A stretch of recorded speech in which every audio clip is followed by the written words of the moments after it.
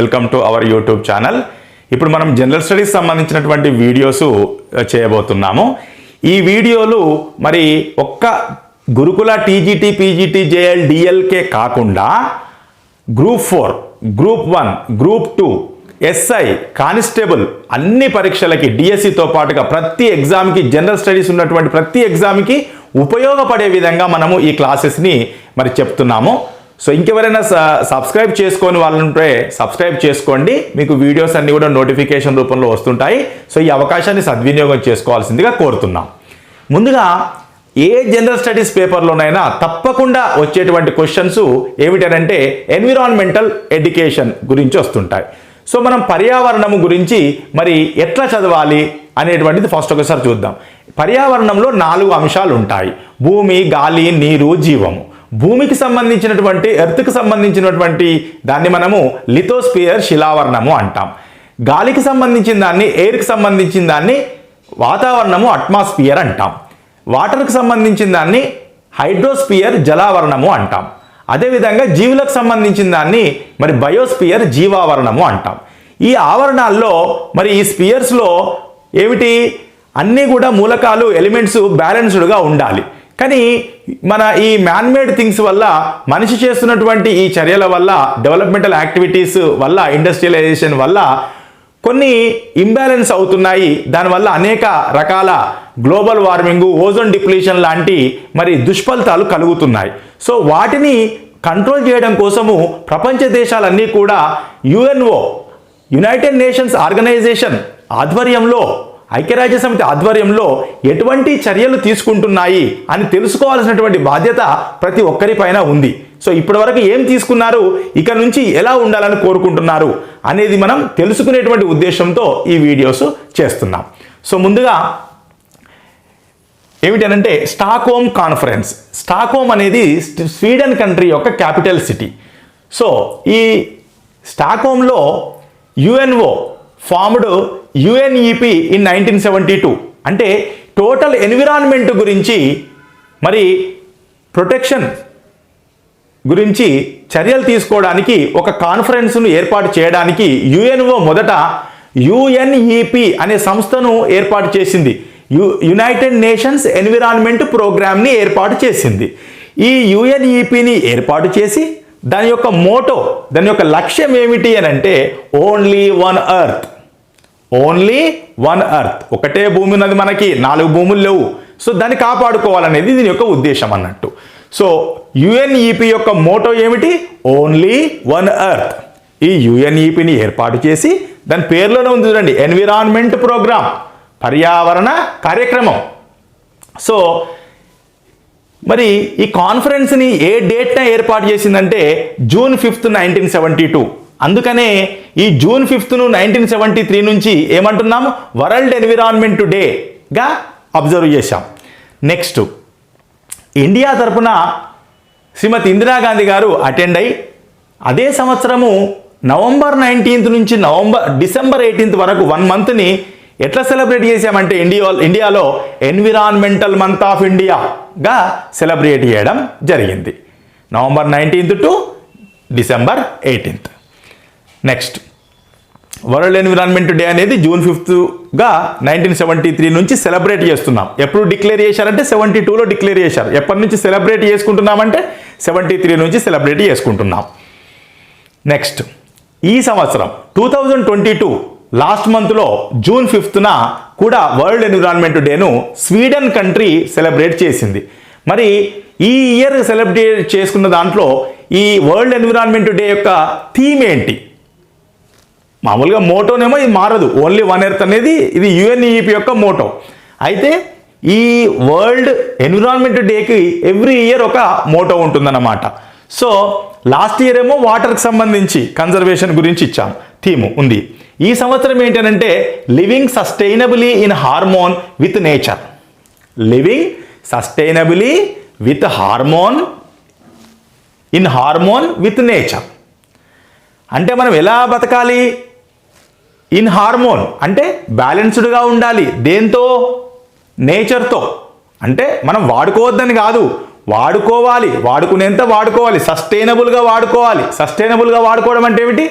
మనం కాంప్రమైజ్ కావద్దు మన అవసరాలు తీర్చుకోవడానికి, కానీ దాన్ని వేస్ట్ కూడా చేయకూడదు అని అర్థం అన్నమాట. సో ఇది ఈ ఇయర్ యొక్క థీమ్ ఏంటంటే living sustainably in harmony with nature, held in Sweden. Okay, so మొత్తానికి దీని యొక్క ప్రత్యేకత ఏమిటంటే ప్రపంచ దేశాలన్నీ కూడా మొట్టమొదటిసారిగా పర్యావరణం పైన చర్చించడానికి ఏ సంవత్సరంలో మీటింగ్ ఏర్పాటు చేసుకున్నాయంటే 1972. ఈ పర్యావరణం గురించి మానిటర్ చేయడానికి ఒక సంస్థను ఏర్పాటు చేసుకున్నారు. ఏంటది? United Nations Environment Programme. ఓకేనా, రైట్. నెక్స్ట్ ఇప్పుడు కేవలము ఓజోన్ డిప్లీషన్ పైన, ఎందుకంటే అంటార్కిటికా మరి దగ్గర ఈ ఓజోన్ అనేది రంధ్రాలు పడుతుంది అనేటువంటి విషయాన్ని గమనించడం జరిగింది. సో మాంట్రియల్ ప్రోటోకాల్, నెక్స్ట్ ఏమిటి? మాంట్రియల్ అనేది కెనడా దేశంలోని ఒక సిటీ. సో అక్కడ ఒక మీటింగ్ ఏర్పాటు చేశారు, దాని పేరే మాంట్రియల్ ప్రోటోకాల్. ఎప్పుడు ఇది? Held on September 16, 1987 in Canada. దేని గురించి అంటే ఓజోన్ ప్రొటెక్షన్. ఓజోన్ అంటే దీని ఫార్ములా O3 అంటే ఇందులో ఉండే మూలకము ఎలిమెంటు ఆక్సిజన్. మనం పీల్చే గాలిలో ఉండే ఆక్సిజన్ ఏమిటి అంటే O2 దాని ఫార్ములా. ఓకేనా, ఇప్పుడు మరి ఓజోన్ డిప్లీషన్కి రీజన్ ఏమిటి అంటే క్లోరోఫ్లోరోకార్బన్స్ CFCలు అని అంటాం, వీటినే ఫ్రియాన్ గ్యాసెస్ అంటాం. ఓకే, నెక్స్ట్ ఈ ఓజోన్ గురించి 1987లో సెప్టెంబర్ 16న జరిగింది కదా సెకండ్ మీటింగు. 2 సంవత్సరాలకి 1989లో ఈ UNEP లండన్లో ఏర్పాటు చేయడం జరిగింది. నెక్స్ట్ ఈ సెప్టెంబర్ 16ని we are observing it as ozone డేగా జరుపుకుంటున్నాం. ఓజోన్ ప్రొటెక్షన్ డే లేదా ఓజోన్ డేగా దీన్ని సెలబ్రేట్ చేస్తున్నాం.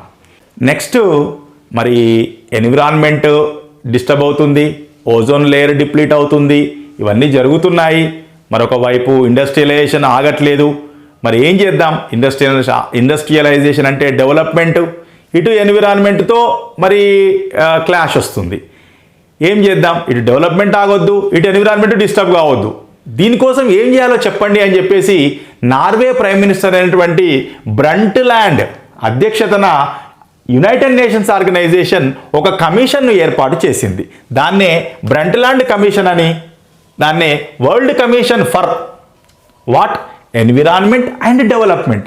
ఎన్విరాన్మెంట్ అంటేనేమో మన ఎన్విరాన్మెంట్, డెవలప్మెంట్ అంటేనేమో ఇండస్ట్రియలైజేషన్. దీనివల్ల ఎన్విరాన్మెంట్ మనకి ఎఫెక్ట్ అవుతుంది కదా. ఈ రెండింటిని బ్యాలెన్స్ చేస్తూ ముందుకెట్లా వెళ్ళాలి? ఎందుకంటే ఇప్పుడు ఇండస్ట్రియలైజేషన్ ఆపే పరిస్థితి లేదు, ఎన్విరాన్మెంట్ను మనం డిస్టర్బ్ చేసుకునే పరిస్థితి లేదు. ఈ రెండు మరి సఫర్ కాకుండా ఏం చేయాలో చెప్పండి అంటే వాళ్ళు 1985లో చెప్తే submitted report in 1987 to United nations general assembly. వాళ్ళు 1987లో ఒక రిపోర్ట్ సబ్మిట్ చేశారు. ఆ రిపోర్ట్ పేరే our common future. So our common future అనేటువంటి రిపోర్ట్లో ఒక అద్భుతమైనటువంటి అంశం చోటు చేసుకుంది. దానివల్లనే ఈ బ్రంట్లాండ్ కమిషన్కి మంచి అంటే ఇప్పటి వరకు గుర్తుపెట్టుకుంటున్నాం. ఏమిటి అని అంటే వీళ్ళు అందించినటువంటి అద్భుతమైనటువంటి పదం ఏమిటి అని అంటే సస్టైనబుల్ డెవలప్మెంట్. ఈ రిపోర్ట్లో ఉన్న పదం ఏమిటి? సస్టైనబుల్ డెవలప్మెంట్ను డిఫైన్ చేయడం జరిగింది. సుస్థిర అభివృద్ధి అంటే ఏమిటో మరి డిఫైన్ చేయడం జరిగింది. సస్టైనబుల్ డెవలప్మెంట్ అంటే ఏమిటి అని అంటే ఆ డెవలప్మెంట్లో మనం రిసోర్సెస్ని ఎలాంటి కాంప్రమైజ్ కాకుండా వాడుకుంటాము, at the same time next generations కూడా వాటిని అందించాలి. అంటే ఏమిటి? మనం వాడుకోవాలి, జనరేట్ చేయాలి, మళ్ళీ నెక్స్ట్ జనరేషన్కి ఇవ్వాలి. ఓకేనా? సో ఇటు డెవలప్మెంట్ ఆగకూడదు, ఇటు రిసోర్సెస్ డిస్టర్బ్ కావద్దు అని చెప్పేదే ఈ సస్టైనబుల్ డెవలప్మెంట్ అన్నమాట. సో ఈ సస్టైనబుల్ డెవలప్మెంట్ అనే పదాన్ని నిర్వచించినటువంటిది మొట్టమొదట ఎవరు అని అంటే ఈ బ్రంట్లాండ్ కమిషన్. సో దీని పరంగా దీనికి అంత ఇంపార్టెన్స్ ఉంది. నెక్స్ట్ మరి సస్టైనబుల్ డెవలప్మెంట్ కోసం ఏం చేయాలి అని చెప్పేసి ఒక మీటింగ్ పెట్టుకున్నారు. అదే ద ఎర్త్ సమ్మిట్ ఇన్ 1992. దీన్నే యునైటెడ్ నేషన్స్ కాన్ఫరెన్స్, ఇదేమో కమిషన్, ఇదేమో సదస్సు ఆన్ ఎన్విరాన్మెంట్ అండ్ డెవలప్మెంట్. రెండు ఇంకా ఎన్విరాన్మెంట్ అంటేనేమో మన న్యాచురల్ ఎన్విరాన్మెంట్, ఈ డెవలప్మెంట్ అంటేనేమో మన ఇండస్ట్రియలైజేషన్ ఫర్ ఎగ్జాంపుల్. సో ఈ రెండింటిని మరి బ్యాలెన్స్డ్గా పోవడానికి సస్టైనబుల్ డెవలప్మెంట్ అనే పదాన్ని ఇచ్చారు కాబట్టి ఎట్లా చేయాలి మరి సస్టైనబుల్ డెవలప్మెంట్ను మనం ఏ రకంగా ముందుకు తీసుకెళ్లాలని చెప్పేసి ఒక మీటింగ్ పెట్టుకున్నారు. దాని పేరు ది ఎర్త్ సమ్మిట్ అంటాము. 1992లో Brazil capital city Rio de జెనీరోలో జూన్ 3 నుంచి జూన్ 14 వరకు మరి కండక్ట్ చేయడం జరిగింది. 115 కంట్రీస్ పార్టిసిపేట్ అయ్యాయి. ఈ మీటింగ్ యొక్క మరి సారాంశము లేకపోతే వాళ్ళ ఒప్పందం ఏమిటనంటే Rio declaration and agenda 21. So ఇవన్నీ పేర్లకు ఎందుకు ఇంపార్టెన్స్ వచ్చిందో చూద్దాం. Rio declaration and agenda 21 a blueprint for sustainable development. Yes, ప్రపంచమంతా కోరుకునే అభివృద్ధి ఏమిటి ఇప్పుడు? Sustainable development. ఓన్లీ డెవలప్మెంట్ కాదు, సస్టైనబుల్ డెవలప్మెంట్ అంటే ఏమిటి? ఇటు ఎన్విరాన్మెంట్ను ప్రొటెక్ట్ చేసుకుంటూ పోయేటువంటి డెవలప్మెంట్ కావాలి, ఎన్విరాన్మెంట్ను హాని చేయనటువంటి ఇండస్ట్రియలైజేషన్ కావాలి. దాని కొరకు ఏం చేయాలని చెప్పేదే సస్టైనబుల్ డెవలప్మెంట్. సో ఈ సస్టైనబుల్ డెవలప్మెంట్ కోసము ఈ ఎర్త్ సమ్మిట్ అనేది 27 సస్టైనబుల్ డెవలప్మెంట్ ప్రిన్సిపల్స్ను అందించింది గైడ్లైన్స్గా. సో సస్టైనబుల్ డెవలప్మెంట్ ఎట్లా చేయాలి అని చెప్పేసి 27 సూత్రాలను మనకు అందించినటువంటి సమ్మిటే ఈ ఎర్త్ సమ్మిట్. అందుకనే దీనికి అంత ఇంపార్టెన్స్. చూడండి, ఏదో మనము ఇది చెప్పుకున్నాం అని కాదు. ఇందులో ఎందుకు దానికి అంత ప్రాధాన్యత వచ్చింది, దీనికి ఎందుకు అంత ప్రాధాన్యత వచ్చింది అనేది మీరు గుర్తుపెట్టుకోవాలి. ఓకేనా? సో ఈ సస్టైనబుల్ డెవలప్మెంటే ప్రపంచమంతా కోరుకుంటున్నటువంటి డెవలప్మెంట్. ఓకేనా? సో అందుకని ఈ సమ్మిట్ జరిగిన తర్వాత నెక్స్ట్ ఇయర్ నుంచి ఏప్రిల్ 22ని వరల్డ్ ఎర్త్ డేగా సెలబ్రేట్ చేసుకుంటున్నాం. ఇంగ్లీష్లో ఏమంటామంటే దిస్ డే వాజ్ అబ్జర్వ్డ్ అంటాం. అబ్జర్వ్డ్ అంటే ఏమిటి? దాన్ని అప్పటి నుంచి పాటిస్తున్నాము అని అర్థం అన్నమాట. అబ్జర్వ్డ్ అనే పదాన్ని వాడుతుంటారు. April 22 was observed as world earth day from 1993. It was decided in the meeting at the Earth Summit 1992. Next, ఈ మీటింగ్లో ఒక 6 అంశాలను డిస్కస్ చేయడం జరిగింది. సో 6 ఇష్యూస్ ఏంటంటే, 1 green house gases, 2 forest, population growth, technology, finance issues, resources. ఓకేనా? So ఈ 6 అంశాల మీద చర్చ జరగడం జరిగింది. సో 6 అంశాల మీద జరిగింది, కానీ మెయిన్గా సుస్థిర అభివృద్ధికి లేదా సస్టైనబుల్ డెవలప్మెంట్కి 27 ప్రిన్సిపుల్స్ను ఇచ్చినటువంటి సదస్సు ఏది అంటే మాత్రం ద ఎర్త్ సమ్మిట్ 1992. సస్టైనబుల్ డెవలప్మెంట్లో ఏమేమి ఉంటాయి? బోత్ ఎన్విరాన్మెంట్ ఉంటుంది, డెవలప్మెంట్ కూడా ఉంటుంది. డెవలప్మెంట్ అంటే ఏమిటి? ఇండస్ట్రియలైజేషన్ జనరల్గా. ఎన్విరాన్మెంట్ అంటే ఎన్విరాన్మెంట్ ప్రొటెక్షన్. నెక్స్ట్, సుస్థిర అభివృద్ధి లేదా సస్టైనబుల్ డెవలప్మెంట్ రీచ్ కావడానికి మరి మనకు అడ్డంకిగా ఉన్నది ఏమిటి అని అంటే ఈ గ్లోబల్ వార్మింగ్ అంటే గ్రీన్ హౌస్ గ్యాసెస్ అంటే ప్రధానంగా కార్బన్ డయాక్సైడ్, మీథేన్, నీటి ఆవిరి, వాటర్ వేపర్ ఉంటాయి. సో ఈ వాతావరణంలో ఎక్కువ కావడం వల్ల భూమి యొక్క సర్ఫేస్ టెంపరేచర్ పెరిగి గ్లేసియర్స్ కరగడము, లేకపోతే తద్వారా సముద్ర మట్టాల నీటి ఎత్తు పెరగడము, అన్ని తీర ప్రాంతాలు మునిగిపోవడము, మళ్ళీ మనకు ఎండాకాలంలో వానలు ఎక్కువ పడడం, వర్షాకాలంలో అంటే ఇట్లా అన్ని వాతావరణ మార్పులకు ఈ గ్రీన్ హౌస్ గ్యాసెస్ యొక్క మరి వాతావరణంలో పెరగడం వల్ల ఇవన్నీ జరుగుతున్నాయి. సో అందుకని ప్రపంచ దేశాలన్నీ కూడా సుస్థిరాభివృద్ధి సాధించాలంటే ఫస్ట్ గ్రీన్ హౌస్ గ్యాసెస్, అందులోనూ కార్బన్ పైన కాన్సన్ట్రేట్ చేశారు. సో కార్బన్ డయాక్సైడ్ పైన కాన్సన్ట్రేట్ చేశారు. సో ఈ క్లైమేట్ చేంజెస్ను అరికట్టడానికి ఒక ఒప్పందం అనేది జరగాలి. కాబట్టి మరి ఒక ఒప్పందము United Nations framework convention. Convention అంటే ఒప్పందం, కమిషన్ అంటే ఒక ఏమన్నాము కమిటీ అన్నాం. తర్వాత కాన్ఫరెన్స్ జరిగింది, ధరిత్రి సదస్సు. కాన్ఫరెన్స్ అంటే సదస్సులు. ఇప్పుడు కన్వెన్షన్ అంటే ఒప్పందం, అంటే అందరు కలిసి ఒక మాట మీద ఉండడం అన్నమాట. దేని గురించి? On climate change. So United Nations framework convention on climate change, వాతావరణ మార్పుల మీద ఒక అంతర్జాతీయ ఒప్పందం అనేది జరిగిందన్నమాట. సో ఎప్పుడు 1992లో మే 9న. కానీ ఎప్పటి నుంచి ఇంప్లిమెంట్ అయింది? 21 మార్చు 1994 నుంచి ఇట్ వాజ్ ఇంప్లిమెంటెడ్. నెక్స్ట్ ఇందులో 154 countries signed.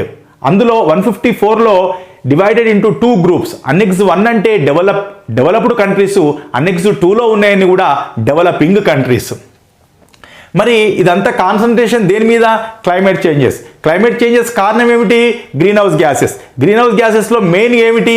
Carbon dioxide. So carbon డైఆక్సైడ్ను కంట్రోల్ చేస్తే మనకు ఈ టెంపరేచర్ కంట్రోల్ అవుతుంది అనేది మన యొక్క ఉద్దేశం అన్నమాట. సో ఇప్పుడు చూడండి, దీని యొక్క ఉద్దేశం ఏమిటంటే green house gases control and must conduct every year meetings on environmental issues. ఈ ఒప్పందం యొక్క ఉద్దేశాలు ఏమిటంటే ప్రతి ఒక్క దేశము ఈ గ్రీన్ హౌస్ గ్యాసెస్ను నియంత్రించుకోవాలి, అదేవిధంగా ప్రతి సంవత్సరము ఈ ఎన్విరాన్మెంటల్ ఇష్యూస్ పైన ఒక మీటింగ్ అనేది ఏర్పాటు చేసుకోవాలి. ఆ మీటింగ్ పేరేమిటి అంటే కాన్ఫరెన్స్ ఆఫ్ పార్టీస్, COP అంటాం. సో 1994 తర్వాత ఫస్ట్ COP ఎవ్రీ ఇయర్ జరగాలి కదా. ఫస్ట్ COP 1995లో బ్రెజిల్లో జరిగింది. తర్వాత 1997లో క్యోటో ప్రోటోకాల్ అనేటువంటి ఒక ఒప్పందం జరిగింది. సో దీనికి ప్రత్యేకత ఎందుకనంటే ఇప్పుడు చెప్పుకున్నాం కదా, సస్టైనబుల్ డెవలప్మెంట్కి ఏది విఘాతం కలిగిస్తుంది? Carbon dioxide. కాబట్టి ఇందులో ఒకటి మాట చెప్పారన్నమాట, మనము గ్రీన్ హౌస్ గ్యాసెస్ తగ్గించుకోవడానికి కార్బన్ మార్కెట్ లేదా కార్బన్ ట్రేడింగ్ అనేది ప్రవేశపెట్టారు. అది 2005 నుంచి 2005 నుంచి ఈ కార్బన్ ట్రేడింగ్ అనేది ఇంప్లిమెంట్ అవుతుంది. దీని ప్రకారం ఏం చేయాలంటే కార్బన్ ట్రేడింగ్ అంటే, కార్బన్ మార్కెట్ అంటే ఏమిటనంటే, ఇప్పుడు మనం ఒక కంట్రీగా ఈ కన్వెన్షన్ మీద సంతకం పెట్టాము, కంట్రోల్ చేస్తాం అన్నాం, కంట్రోల్ చేయలేకపోతున్నాం. అప్పుడు ఏం చేయాలన్నట అంటే ఈ కార్బన్ డైఆక్సైడ్ మనం కంట్రోల్ చేయలేనప్పుడు దానికి ఈక్వలెంట్గా వేరే గ్రీన్ హౌస్ గ్యాసెస్ ఉన్నాయి కదా, మీథేను, వాటర్ వేపర్, వాటిని కంట్రోల్ చేయండి అంటున్నాడు. సో ఈ కార్బన్ డైఆక్సైడ్ని కంట్రోల్ చేయలేనప్పుడు మిగతా గ్యాసెస్ని కంట్రోల్ చేయండి, మిగతా గ్రీన్ హౌస్ గ్యాసెస్ని అసలే రిలీజ్ చేయకండి అంటున్నాడు. సో దాన్నే మనం కార్బన్ ట్రేడింగ్, కార్బన్ మార్కెట్ అని అంటామన్నమాట. ఈ కార్బన్ మార్కెట్ అనేటువంటి వర్డ్ ఎక్కడ వచ్చింది? మనకి క్యోటో ప్రోటోకాల్లో వచ్చింది. తర్వాత ఇప్పుడు మనము కాన్ఫరెన్స్ ఆఫ్ పార్టీస్లో 21st మీటింగ్ 2015లో జరిగింది. ఎందుకు? 95లో ఫస్ట్ జరిగినప్పుడు కరెక్ట్గా +20 చేస్తే 21 వస్తుంది. ఇక్కడ +20, ఇక్కడ +20 చేస్తే 2015లో ప్యారిస్లో, ఫ్రాన్స్లోని ప్యారిస్లో నవంబర్లో మనకు COP కాన్ఫరెన్స్ ఆఫ్ పార్టీస్ 21 జరిగింది. ఎందుకు జరుగుతాయి ఇవి? ఎవ్రీ ఇయర్ ఎన్విరాన్మెంట్ మీద డిస్కస్ చేయడానికి, ఎన్విరాన్మెంటల్ ఇష్యూస్ని డిస్కస్ చేయడానికి మీటింగ్స్ జరుగుతాయి. అయితే దీనికి ఎందుకంత ప్రత్యేకత 2015లో జరిగిన దానికనంటే, అప్పటికి 2015 నాటికి మనము కొన్ని మిలీనియం డెవలప్మెంట్ గోల్స్ పెట్టుకున్నాం. వాటి కాలం అయిపోయింది ఇక్కడికి. సో మళ్ళీ మనం కొన్ని గోల్స్ పెట్టుకోవాలి. ఎక్కడ పెట్టుకున్నాం? అది COP 21లో మళ్ళీ మనం కొన్ని గోల్స్ పెట్టుకున్నాం. వాటినే సస్టైనబుల్ డెవలప్మెంట్ గోల్స్ మనము 2015 నుంచి 2030కి ఎట్లా అచీవ్ చేయాలని అనుకున్నాం అన్నమాట. సో అందుకని ఈ COP 21 ప్యారిస్ దానికి ఇంపార్టెన్స్ ఉంటుందన్నమాట.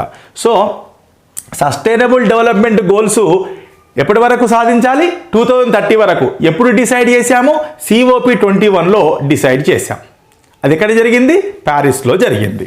సరే, సో ఇప్పుడు ఈ ప్యారిస్ ఒప్పందం ప్రకారం, COP 21 ప్రకారము మరి మన గ్లోబల్ వార్మింగ్ పరంగా టెంపరేచర్ని 2030 కల్లా మనము పారిశ్రామికీకరణ జరగకముందు ప్రియర్ టు ఇండస్ట్రియలైజేషన్ పీరియడ్ ఎంతైతే ఉందో దానికంటే ప్రజెంట్ 2030 టెంపరేచరు 2 degrees కంటే మించకుండా చూసుకోవాలి. అప్పుడు ఎంత ఉందో దానికంటే 2 degrees కంటే ఎక్కువ పెరగడానికి వీల్లేదు.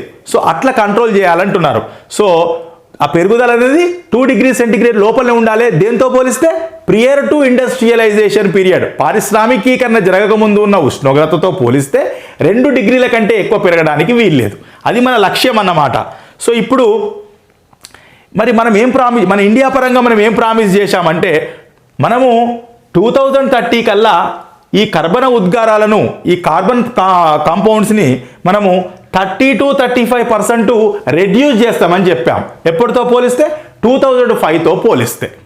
మన ఇండియా ప్రామిస్ అది ప్యారిస్ ప్యాక్ట్లో. తర్వాత ఇప్పుడు మనము బొగ్గు ద్వారా ఎక్కువ ఎలక్ట్రిసిటీ మీద డిపెండ్ అవుతున్నాం కదా, బొగ్గు ద్వారా. సో దాన్ని మనము ఏమిటనంటే ఒక 40% ఆఫ్ అవర్ ఎలక్ట్రిసిటీ అనే దాన్ని, ఎలక్ట్రిసిటీని మనము నాన్ ఫాజిల్స్ అంటే ఏమిటి? బొగ్గు ద్వారా కాకుండా ఇతర మార్గాల ద్వారా మనము పవర్ని జనరేట్ చేసుకుంటాము అని చెప్పేసి ప్రామిస్ చేశాం. ఇది 2015లో ప్యారిస్లో మనం చేసిన ప్రామిస్ ఇది. ఓకేనా? ఇప్పుడు మళ్ళీ ఏమైందనంటే 2021లో నవంబర్ 13న ఎక్కడ గ్లాస్గో, ఎక్కడది స్కాట్లాండ్ అంటే గ్రేట్ బ్రిటన్ మరియు ఇటలీ ఈ రెండు కలిపి స్కాట్లాండ్ గ్లాస్గోలో ఈ కాన్ఫరెన్స్ ఆఫ్ పార్టీస్ 26ను లాస్ట్ ఇయర్ 2021లో ఏర్పాటు చేయడం జరిగింది. కరోనా వల్ల 1 ఇయర్ పోయింది కాబట్టి 2021లో COP26 జరిగింది. ఎక్కడది స్కాట్లాండ్లోని గ్లాస్గోలో. ఎవరు కండక్ట్ చేశారు? గ్రేట్ బ్రిటన్ మరియు ఇటలీ. సో ఇది మన ఇప్పుడు డిస్కషన్ అంతా దేని గురించి? ఇక టెంపరేచర్ని మనము ప్యారిస్లో ఏమన్నాము 2 డిగ్రీ సెంటీగ్రేడ్ కంటే ఎక్కువ పెరగడానికి వీల్లేదన్నాం కదా. ఇక్కడికి వచ్చే వరకు ఇది చాలా ఇంపార్టెంట్ మనకి. ఎందుకనంటే ఇది రీసెంట్గా జరిగింది ప్లస్ దీనికి తేడా ఉంది. అక్కడనేమో 2 డిగ్రీ సెంటీగ్రేడ్కు రిస్ట్రిక్ట్ చేస్తామన్నాం కదా. ఇక్కడ 2 డిగ్రీ కాదు 1.5 డిగ్రీ కంటే ఎక్కువ పెరగడానికి వీల్లేదు. ప్రియర్ టు ఇండస్ట్రియలైజేషన్ పీరియడ్ కంటే కంపేర్ చేస్తే ఈ మన ఎర్త్ టెంపరేచరు ఎంత 1.5 డిగ్రీస్ లోపే మనం రిస్ట్రిక్ట్ చేయాలి అని చెప్తున్నాం. సో ఏంటది? Prior to industrialisation. ఈ ప్యారిస్కును గ్లాస్గోకు అక్కడ 2 డిగ్రీ సెంటీగ్రేడ్, ఇక్కడ మాత్రం 1.5 డిగ్రీ సెంటీగ్రేడ్. చాలా చాలా ఇంపార్టెంట్. ఇది మనకు ఇటు కరెంట్ అఫైర్స్ రూపంలో రావడానికి అవకాశం ఉంది, జనరల్ స్టడీస్ రూపంలో రావడానికి అవకాశం ఉన్నదన్నమాట. తర్వాత కార్బన్ డైఆక్సైడ్ను ఏమంటున్నాము 45% తగ్గించేసేయాలి. సో 2030 కల్లా ఎంత రెడ్యూస్ చేయాలి? COP26 ప్రకారం 45% తగ్గియాలి. 2050 కల్లా జీరో. మన ఇండియా విషయానికి వద్దాం. ఇండియా విషయానికి వస్తే ఏమిటనంటే మనకు రెన్యూవబుల్ ఎనర్జీ అంటే ఏమిటి? Non fossils. ఓకేనా? అంటే మనకు సోలార్ ద్వారా కావచ్చు, ఇంకా ఈ వాటర్ ద్వారా కావచ్చు. మన ఎలక్ట్రిసిటీని ఎంత మ్యాక్సిమం 50% బై 2030. మనం ప్యారిస్లో ఏమన్నాం 40% నాన్ ఫాజిల్స్ ద్వారా మనం ఎలక్ట్రిసిటీని జనరేట్ చేసుకుంటాం అన్నాం, పవర్ జనరేషన్ అన్నాం. ఇప్పుడు 26 COPలో ఏమంటున్నాము 40% కాదు 50% మేము రెన్యూవబుల్ సైడ్ వెళ్తాము అని చెప్తున్నాం అన్నమాట. ఇండియా ప్రామిస్ అన్నమాట ఇది. సో అదేవిధంగా కార్బన్ న్యూట్రలిటీని అంటే కార్బన్ లేని సమాజాన్ని మనము 2070 కల్లా సాధిస్తామని ప్రామిస్ చేస్తున్నాం. సో 30 కల్లా రెన్యూవబుల్ సైడ్ వెళ్ళిపోతున్నాం మనం, ఫాజిల్ సైడ్ వెళ్ళట్లేదు. 50% ఏది COP26 ప్రకారం. మన ఈ మీటింగ్కి మన కంట్రీ తరఫున అవర్ ప్రైమ్ మినిస్టర్ మోడీజీ గారు అటెండ్ అయ్యి అతను ఇచ్చినటువంటి స్పీచ్లో ఒక స్లోగన్ ఇచ్చారు. అదేమిటనంటే 1 సన్ 1 వరల్డ్ 1 గ్రిడ్. ఈ ప్రపంచం మొత్తానికి ఒకటే సూర్యుడు కాబట్టి ఒకటే ప్రపంచము, ఒకటే సూర్యుడు, ఒకటే వ్యవస్థ ఉండాలి. అంటే ఒకరొకరు ఇష్టమైనట్టుగా ఒకరు కార్బన్ కాంపౌండ్స్ ఎక్కువ వాడుతా అనకూడదు అట్లా. సో ఈ సౌరశక్తిని మనము అందరము సమానంగా పంచుకోవాలి. సౌరశక్తికి ఇక్కడ ఇంపార్టెన్స్ ఇస్తున్నట్టుగా ఈ రెన్యూవబుల్ ఎనర్జీస్ని మనం ఎక్కువ వాడుకోవాలన్నట్టుగా సందేశం ఇవ్వడం జరిగింది. సో ఈ స్లోగన్ ఎవరిచ్చారు అని అంటే మోడీ. ఏమని ఇచ్చాడు? 1 సన్ 1 వరల్డ్ 1 గ్రిడ్. ఓకేనా? ఇది కరెంట్ అఫైర్స్ పరంగా మనకు పనికొస్తుంది, అటు జనరల్ స్టడీస్ పరంగా కూడా పనికొస్తుంది.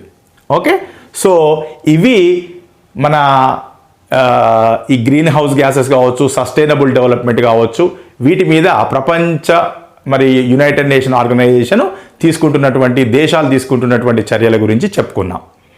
ఓకేనా? నెక్స్ట్ మనము పర్యావరణంలో సమస్యలు ఏమున్నాయి, వాటి కారకాలు ఏంటనేది ఇంకొక వీడియో ఉంటుంది. Thank you.